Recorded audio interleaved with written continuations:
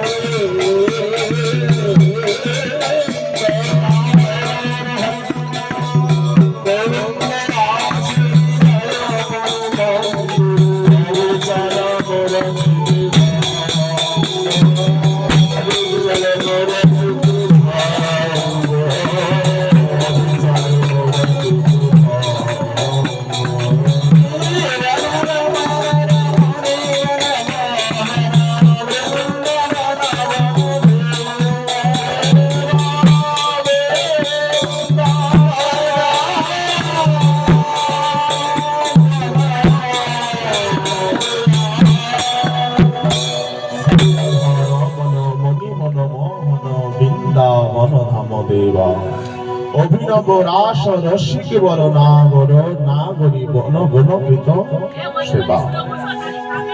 সবাই একটু সামনে সামনে আগে আসুন।